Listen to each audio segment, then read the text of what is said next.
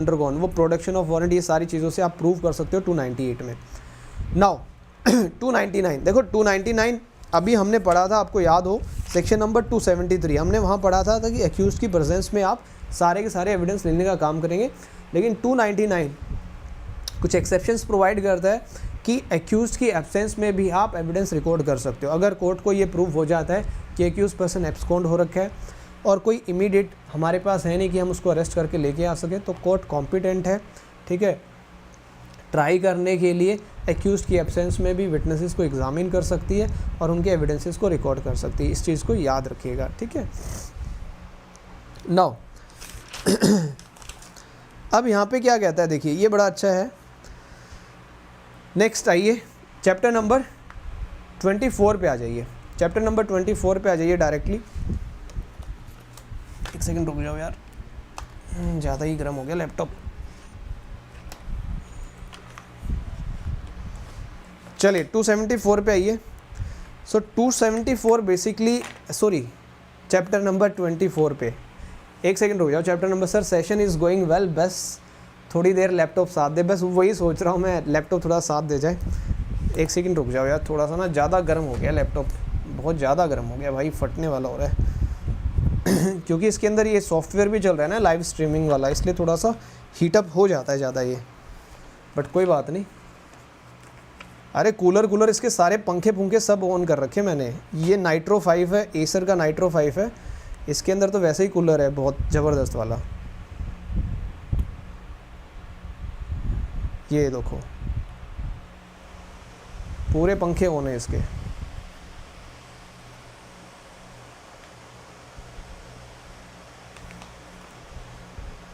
कोई बात नहीं, अभी चिल कर देंगे इसको, बिल्कुल ठंडा हो जाएगा ये।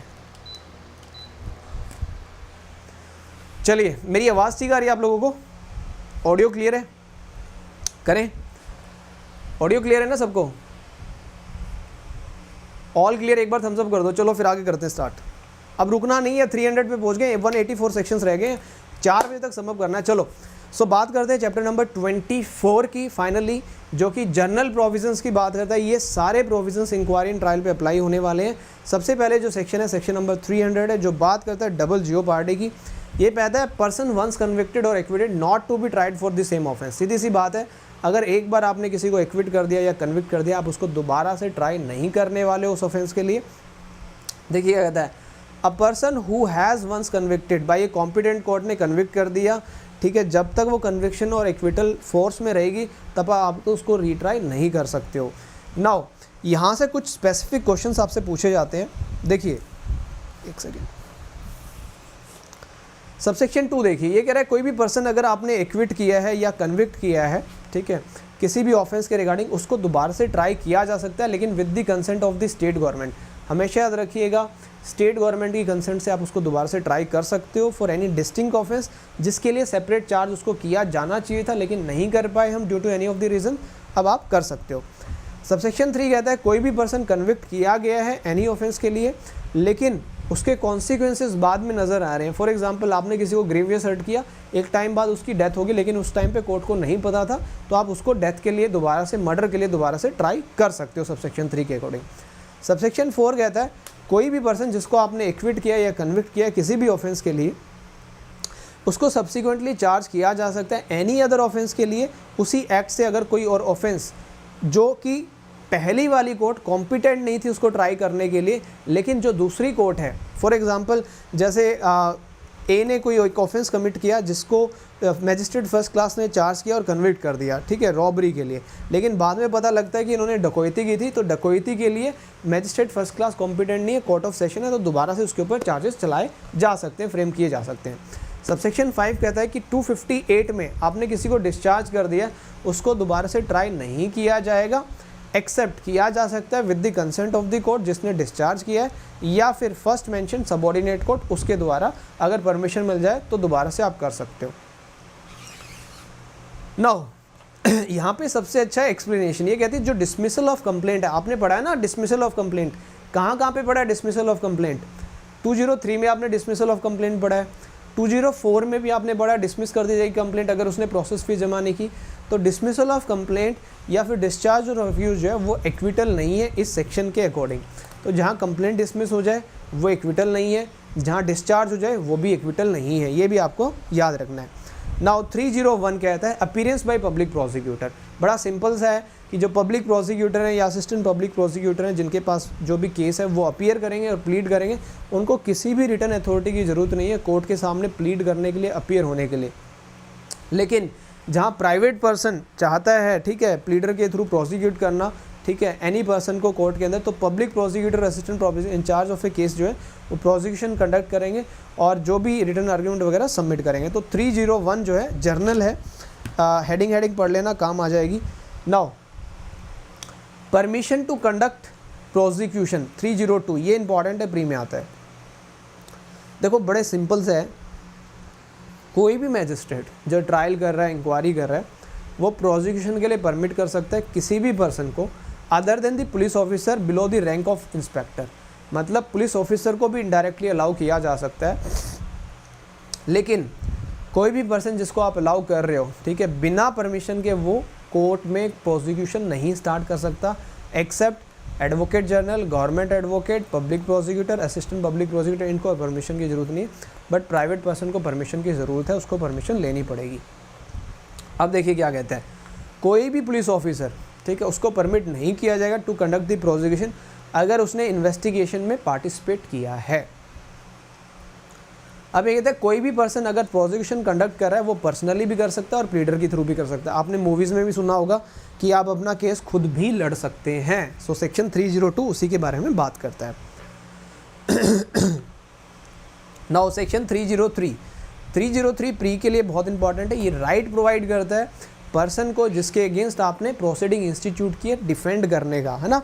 आप कॉन्स्टिट्यूशन में भी पढ़ते होगे आर्टिकल नंबर 22, तो you have a right to defend your self. आपके पास राइट है कि आप अपने आप को डिफेंड कर सकते हो एज पर 303।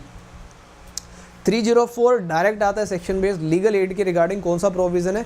Section number 304। इससे ज़्यादा यहाँ से कोई क्वेश्चन आपसे नहीं पूछा जाएगा। Legal aid, court of session में ट्रायल चल रहा है तो स्टेट गवर्नमेंट, हाई कोर्ट दोनों कंसल्ट करके अप्रूवल के साथ लीगल एड के कंसेप्ट यहाँ पे अप्लाई करने वाली है। 305 आपको याद होगा, हमने सेक्शन 63 पढ़ा था, आज ही पढ़ा था सेक्शन 63 कि कॉर्पोरेशंस वगैरह को सम्मन्स कैसे दिए जाएंगे, है ना। तो 363 के साथ में 305 आप रेड करेंगे। प्रोसीजर क्या होगा, जहाँ कॉर्पोरेशन रजिस्टर्ड सोसाइटी जो है एक्यूज्ड पर्सन होंगी, पूरा प्रोसीजर दिया हुआ है। वैसे मेंस के लिए इंपॉर्टेंट है, प्री में सिर्फ हेडिंग बेस्ड क्वेश्चन आता है।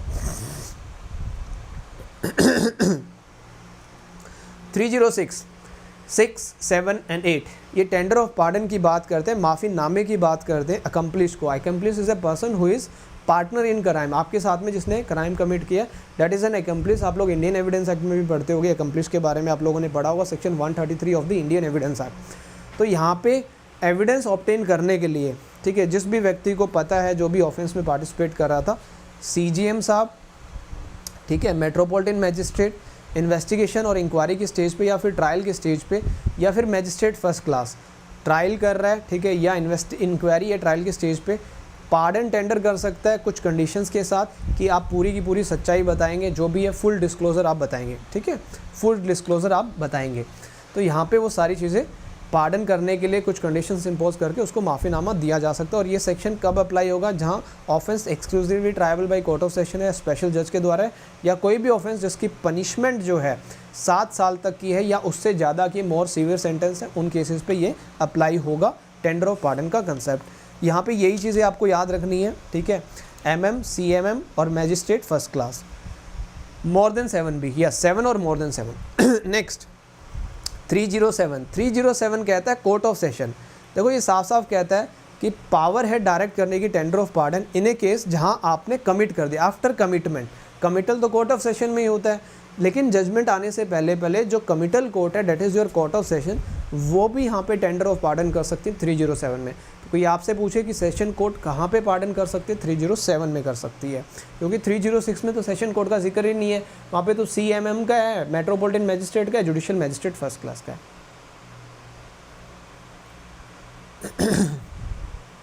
दीप्ति सिंह ठाकुर, अब उसको 49 वाले को ना पूरा एक्सटेंड कर लो, अभी ऑफर चल रहा है 40% डिस्काउंट वाला, वो पूरा ही ले लो अब सब्सक्रिप्शन।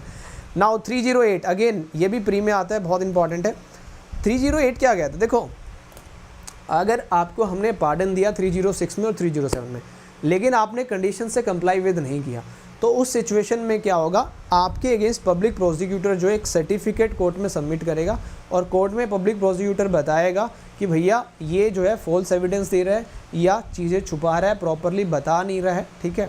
फिर उसके बाद क्या होगा, उसके बाद आपका ट्रायल चलेगा उसी ऑफेंस के लिए, लेकिन आपका ट्रायल जो है जॉइंट ट्रायल नहीं चलेगा, आपको अलग से ट्राई किया जाएगा, ठीक है, अलग से ट्रायल किया जाएगा। और साथ ही साथ आपको फॉल्स एविडेंस के लिए ट्राई किया जाएगा, लेकिन हाई कोर्ट की सैंक्शन के साथ, हाई कोर्ट की सैंक्शन लेके आपको फॉल्स एविडेंस के लिए भी ट्राई किया जाएगा। और जो भी स्टेटमेंट आपने दी है, ठीक है, जिसको हम as a tender of pardon करें, वो रिकॉर्ड की जाएंगी मैजिस्ट्रेट के द्वारा। सेम सिंपल, यहाँ पे कोई ज़्यादा टेक्निकल नहीं है, बस ये चीज़ याद रखिएगा, हाई कोर्ट की सैंक्शन से ही आपको फॉल्स एविडेंस के लिए ट्राई किया जा सकता है, अदरवाइज़ नहीं। 309 तारीख पे तारीख, तारीख पे तारीख, सनी देओल वाली मूवी आपको याद होगी। इधर पावर टू पोस्टपोन और एडजेंट प्रोसीडिंग्स, सिंपल सा है। जर्नली क्या होगा, हर एक inquiry trial day to day चलेगी, लेकिन कोर्ट के पास पावर होती है कि वो कोर्ट जो है एक्सटेंड कर सकती है प्रोसीडिंग्स को, एडजेंट कर सकती है। लेकिन प्रोवाइडेड ने क्लियर कर दिया है कि जहाँ पे भी रेप के ऑफेंसेस है, उन केसेस के अंदर आप 2 मंथ्स के अंदर जो है पूरी की पूरी ट्रायल इंक्वायरी को कंप्लीट करेंगे, ये याद रखना। 2 महीने के अंदर इन ए केस ऑफ रेप केसेस के अंदर, ठीक है। नाउ अब यहाँ पे एक कंसेप्ट आता है ये वाला 60 डेज़ वाला। देखिए, कोई भी कोर्ट कॉग्निजेंस लेने के बाद, ठीक है, ट्रायल स्टार्ट होने के बाद कोर्ट को ऐसा लगता है कि ट्रायल को पोस्टपोन करना चाहिए, तो वो रीज़न रिकॉर्ड करके ट्रायल को पोस्टपोन कर सकती है, ठीक है, और वारंट कर सकती है रिमांड अक्यूज का कस्टडी में, ठीक है। अब यहाँ पे जो कस्टडी है वो अगेन 15 डेज से ज़्यादा की नहीं होगी, ठीक है, 15 डेज से कुछ ज़्यादा की नहीं होगी कस्टडी, याद रखिएगा। 15 डेज़ की कस्टडी हो सकती है मैक्सिमम, ठीक है। और यहाँ पे साफ साफ आ गया जो विटनेस इन अटेंडेंस है, तो कोई एडजमेंट नहीं होगी, कोई पोस्टपोन नहीं मिलेगी। विटनेस जब हैं कोर्ट में, आप उनको एग्जामिन करें, अगर स्पेशल रीज़न है तो आप एडजमेंट कर सकते हो, अदरवाइज़ नहीं करोगे। कोई भी एडजमेंट नहीं मिलेगी, सिर्फ और सिर्फ इस ग्राउंड पे कि एक्यूज्ड पर्सन जो है, ठीक है, उसको सेंटेंस के रिगार्डिंग आप थोड़ा सा वो टाइम दें कि वो उसके ऊपर थोड़ा सा आर्ग्यू कर सके आपके सामने, ये कोई ग्राउंड नहीं है एडजमेंट का। नाउ अब ये यहाँ पे प्रोवाइडेड है ना, ये बड़ा इंपॉर्टेंट है। यहाँ पे 4-5 चीज़ें लिखी हुई हैं कि एडजमेंट नहीं मिलेगी at the request of the party, ठीक है। हाँ, ठीक है, बियॉन्ड कंट्रोल कोई सर्कमस्टांसेस हो जाते हैं, वहाँ एडजमेंट दी जा सकती है। ये कह रहा है अगर प्लीडर साहब, आपके वकील साहब दूसरी और कोर्ट में एंगेज है तो वहाँ एडजमेंट नहीं मिलेगी। अक्सर ऐसा ही होता है कोर्ट में कि जी जनाब तो दूसरी कोर्ट में लगे हुए हैं, और जहाँ विटनेस प्रेजेंट है, ठीक है, पार्टी और प्लीडर प्रेजेंट नहीं है, लेकिन पार्टी और प्लीडर प्रेजेंट है, लेकिन विटनेस को एग्जामिन नहीं करना चाहते, क्रॉस एग्जामिन नहीं करना चाहते, तो कोर्ट वहाँ पे भी एडजमेंट प्रोवाइड नहीं करने वाली है। नाउ 310 लोकल इंस्पेक्शन, ठीक है, LC लोकल कमीशन अपॉइंट किया जाता है इंस्पेक्ट करने के लिए चीज़ों को। 310 आप प्री के लिए पढ़ सकते हैं, इससे ज़्यादा कुछ नहीं आएगा। नाउ 311 बहुत इंपॉर्टेंट है भाई, वेरी वेरी इंपॉर्टेंट। 311 कोर्ट को पावर देता है कि कोर्ट मटेरियल विटनेसेस को सम्मन कर सकती है और एग्जामिन कर सकती है जो कोर्ट में प्रेजेंट है। किसी भी स्टेज के ऊपर ट्रायल की इंक्वायरी की कोर्ट चाहे तो सम्मन कर सकती है, किसी को भी एज ए विटनेस एग्जामिन कर सकती है उसको, ठीक है, जो पर्सन कोर्ट में प्रेजेंट है, जबकि हमने सम्मन भी इशू नहीं किया, रिकॉल, री एग्जामिन, सारी चीज़ें की जा सकती हैं। फर्स्ट पार्ट में मे यूज़ किया गया, सेकेंड पार्ट में शेल वर्ड यूज़ किया गया, जहाँ पे बड़ा इंपॉर्टेंट है for the just decision of the case, court वहाँ पे सम्मन करेगी ही करेगी। याद रखना 2 पार्ट्स हैं सेक्शन 311 के, पहले पार्ट में मे है, दूसरे पार्ट में शेल है। दूसरे पार्ट में शेल इसलिए क्योंकि for the just decision of the case it is very important to examine that particular witness, then court shall issue summons regarding the appearance of that particular witness. Now 311 ये बड़ा trending है, ठीक है, important है। 311 2005 में incorporate किया गया। Magistrates आपके पास पावर है कि वो ऑर्डर पास कर सकते हैं, किसी भी व्यक्ति को अपने सिग्नेचर करके दिखाओ, अपनी हैंड राइटिंग में लिख के दिखाओ, ठीक है। तो जुडिशियल मैजिस्ट्रेट जो है first class, he is empowered, याद रखना JMFC एम्पावर्ड है, ठीक है। ये यहाँ पे ऑर्डर पास कर सकते हैं रिगार्डिंग दी स्पेसिमैन, सिग्नेचर और hand writing of that particular person. 312 नहीं पढ़ना आपको, 313 आपको पढ़ना है, ये भी बहुत इंपॉर्टेंट है, प्री में आता है। Power to examine the accused person को एग्जामिन करने की पावर 313 में दी गई है। जितने भी इंक्वायरी ट्रायल हैं, ठीक है, और ये पर्पज़ क्या है, देखो, for the purpose of enabling the accuse, कि एक्यूज खुद एक्सप्लेन कर सके कि क्या हालात रहे थे, ठीक है, किन हालातों में मैंने ऑफेंस कमिट किया, और कोर्ट किसी भी स्टेज पे बिना एक्यूज़ को वार्निंग दिए हुए एक्यूज़ से कोई भी क्वेश्चन पूछ सकती है, ठीक है। हाँ, एक चीज़ याद रखिएगा, यहाँ पे ओथ नहीं होता है, बिल्कुल श्रुति सही कह रही है कि 313 के अंदर ओथ के तौर पे नहीं जाएगा, और इनको एज ए एविडेंस भी हम ट्रीट नहीं करते, इनको एज ए एविडेंस भी ट्रीट नहीं करते। 313 के अंदर जो भी स्टेटमेंट्स आएंगी, सबसेक्शन 2 क्लियर कहता है कि कोई भी ओथ नहीं दिलाई जाएगी यहाँ पे। नेक्स्ट 314 नहीं करना, 315 करना है कि एक्यूज पर्सन भी कॉम्पिटेंट विटनेस है, एक्यूज भी एज ए कॉम्पिटेंट विटनेस के तौर पे कोर्ट में आ सकता है, ये बड़ा अच्छा है। हाँ, एस्टोपल हो जाएगा प्रशांत, लेकिन एज ए एविडेंस यूज़ नहीं होगा। सो 315 कहता है एक्यूज पर्सन जो है वो कॉम्पिटेंट विटनेस है। देखो सिंपल सी बात है, कोई भी एक्यूज पर्सन, ठीक है, कोई भी ऑफेंस उसने कमिट किया क्रिमिनल कोर्ट के सामने, वो कॉम्पिटेंट विटनेस है। अगर वो खुद कोर्ट में अप्लाई करता है, वो गिव एविडेंस दे सकता है, ओथ के ऊपर अपने एविडेंस दे सकता है, ठीक है। यहाँ पे ओथ होगी 315 में, 313 में ओथ नहीं होगी। नाउ क्लियरली लिखा हो गया है, उसको आप एज ए विटनेस कॉल नहीं करेंगे जब तक कि वो खुद रिटर्न में ना दे कि मैं आना चाहता हूँ एज ए विटनेस। अगर वो कोई एविडेंस नहीं दे पाता है तो इसका मतलब ये नहीं कि आप उसके अगेंस्ट प्रिजम्पशन रेज कर लो कि हाँ इसी ने ऑफेंस कमिट किया होगा, नहीं, ऐसा कोई भी प्रिजम्पशन आपको उसके अगेंस्ट रेज नहीं करना है। This is section number 315। 316 आपको नहीं पढ़ना है। 317 provision for inquiries and trial being held in absence of accuse person, heading पढ़ लेना, प्री में आता है, इससे ज़्यादा इन डिटेल नहीं आता यहाँ से। नाउ 318 अगर अंडरस्टैंड ना करे प्रोसीडिंग एक्यूज तो आप उसको ट्रांसलेट करके बता दो, समझा दोगे, ठीक है। 319 बहुत इंपॉर्टेंट है, summoning additional accused, very very important, pre mains दोनों में आता है। Power to proceed against other persons appearing to be guilty of offence. याद रखिएगा, अगर कोई व्यक्ति इनिशियली चार्ज नहीं किया गया है, एफआईआर में भी नाम नहीं है उसका, चार्जशीट में भी नाम नहीं है, उसके बावजूद भी अगर कोर्ट को लगता है